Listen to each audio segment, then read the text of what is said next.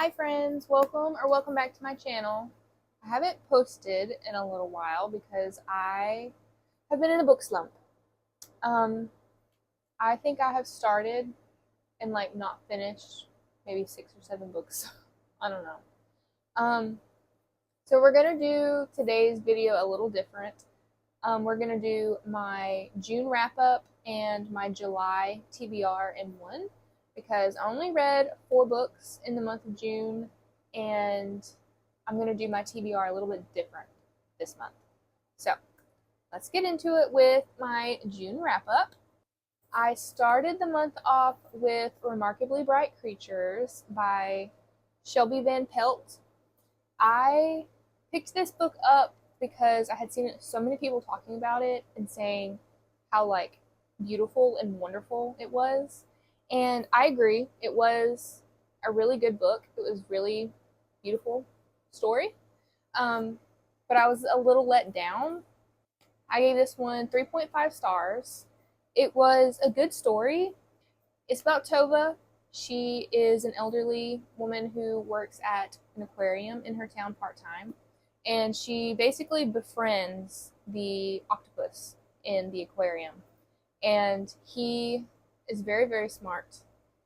And so the story is kind of narrated by the octopus, so you get the octopus's POV, which was really cool. I was a little disappointed because we didn't get as much of Marcellus as I thought we would. He was just kind of a side character, even though he was the main focus at the same time. I don't know. It's kind of weird, but I loved it. It was a good book. It was a good story. It was definitely unique, and it was very heartwarming. I do recommend reading this if you are looking for an easy contemporary fiction. Then I read The Winter Garden by Kristen Hanna, and if you have not read a Kristen Hanna book, expect tears with whatever she writes, because I've only read one other book of hers. The first book that I read of hers was Firefly Lane, and that one's really good. I think if you don't really know if you like historical fiction, that would be a good one to start. Winter Garden ripped my heart out and stomped on it, pretty much. It was a little slow to begin with. You're following 2 sisters who are very different. One is a travel journalist, photography journalist. So she is never home. She's always on the move, always in war zones and different parts of the world. And then the other sister is a wife and a mom, and she is recently an empty nester. She lives close to her parents. Anyway, their dad gets sick, and his dying wish is that their mother tell the fairy tales that she used to tell when they were kids, which you learn is actually their mother's life story, and their mother is Russian.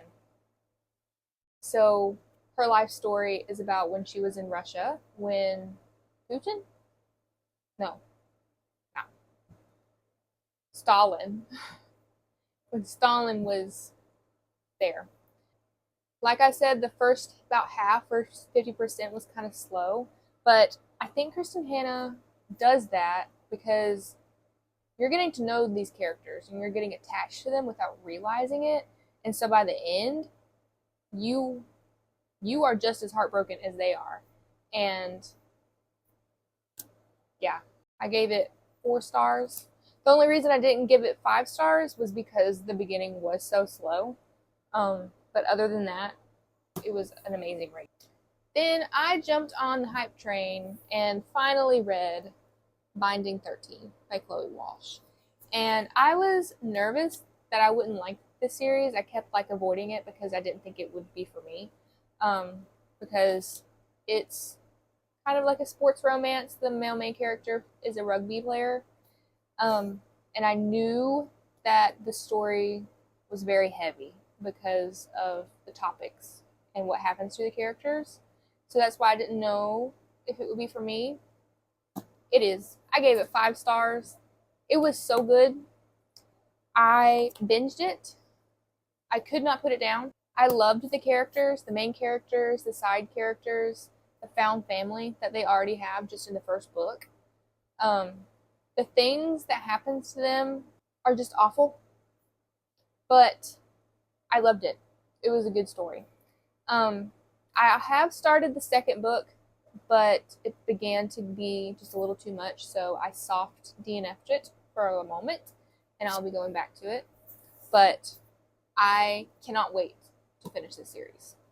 Then I read A Stark Few by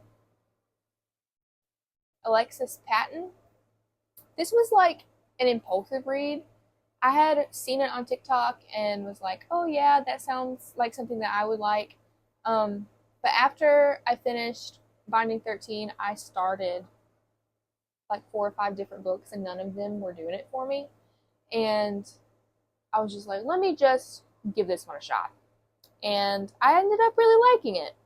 This is a dystopian romance set in a world 300 years after like nuclear war, I think. And so the whole surface of the earth became contaminated by radiation. So they had to build an underground city called Apollo. And Kalani has never seen the sun, has never touched grass, she's never been above the surface.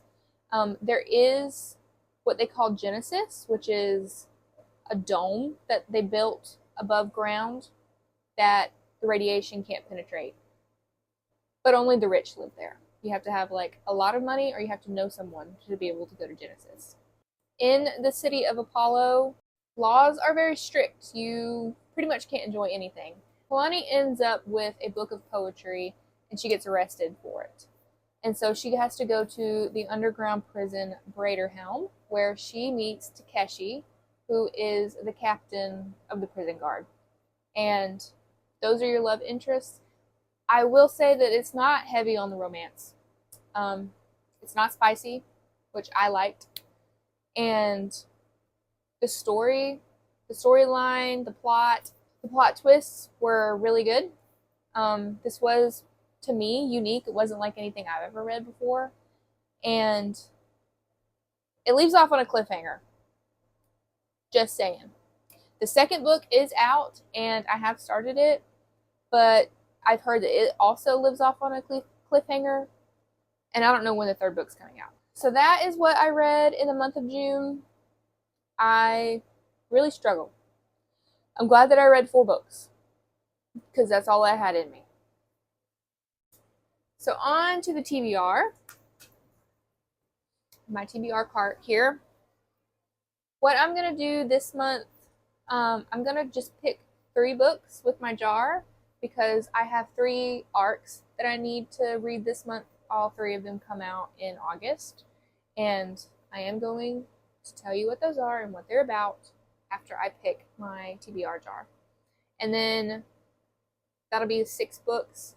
And then there's also, I think, 3 books that are just kind of on my radar that if I'm not in the mood for the ones that I end up with, I might read those. We'll see what happens. But let's pick the 3 with my jar first. Okay, starts with H.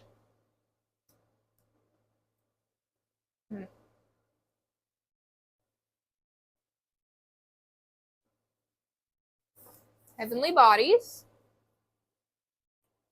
H is not a common letter for a title, apparently.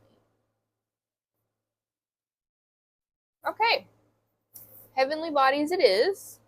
I'm kind of excited for that because I've been wanting to read it for a while. I just haven't picked it up. Okay, book number 1, Heavenly Bodies. Heavenly Bodies. I'm going to pick again.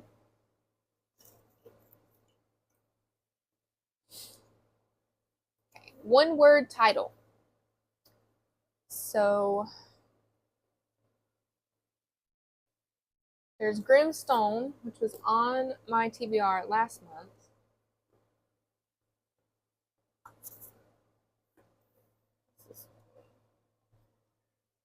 Fearless.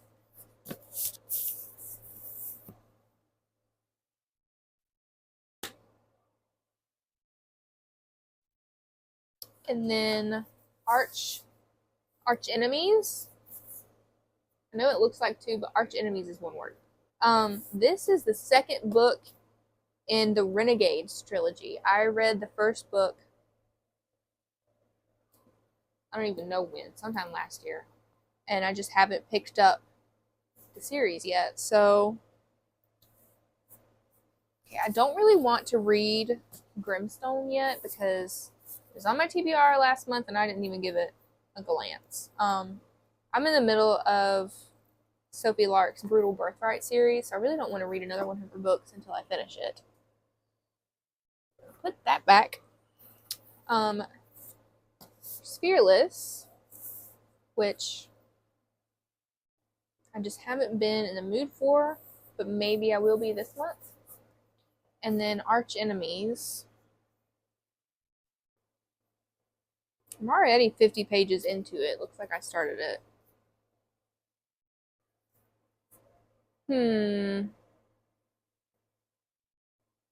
Decisions.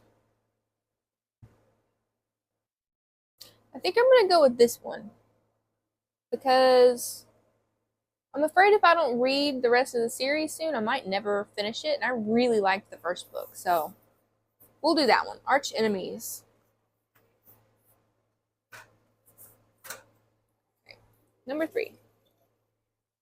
Okay. Got a blue one again. Pretty cover. I know what book I'm going to pick.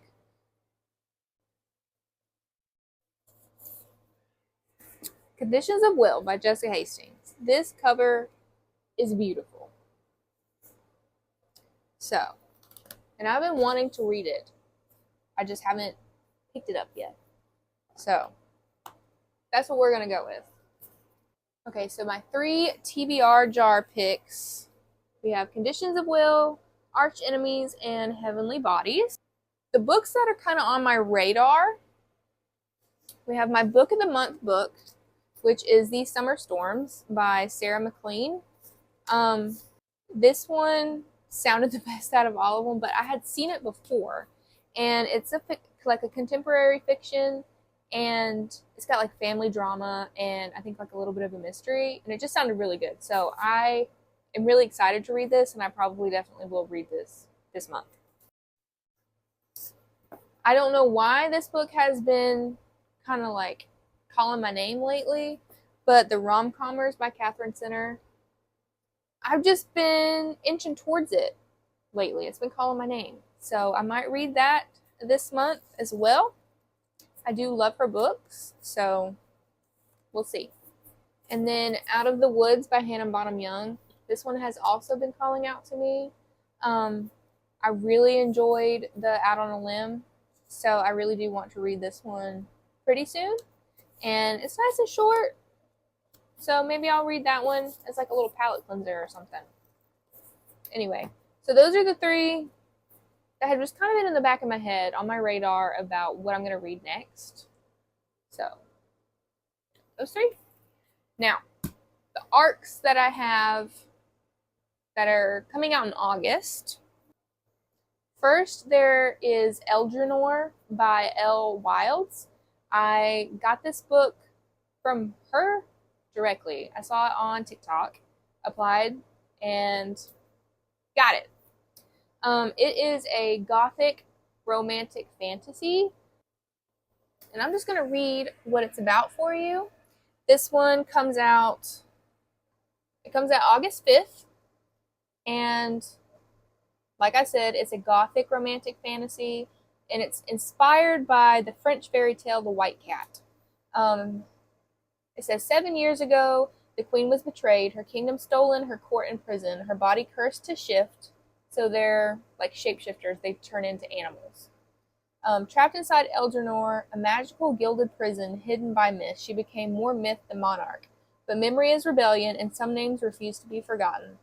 When a hunted fugitive stumbles through the castle's gates, he carries with him a truth powerful enough to unravel the curse or doom them all. As forgotten magic stirs and dangerous secrets rise, she must lead her cursed court through a gauntlet of grief, love, and impossible choices. but escape demands more than bravery. So her and her court are stuck in a cursed castle. Once you go in, nobody's allowed to leave. And since they're all cursed, they all have like a shape-shifting form. So like they all have like an animal that they shape-shift into. And then one day, he's a fugitive. He kind of wanders upon in the woods, running from someone, and he goes through the gates, and now he's stuck in the castle as well. I will say these characters are older than normal fantasy characters. They're, I think, in their like 40s maybe.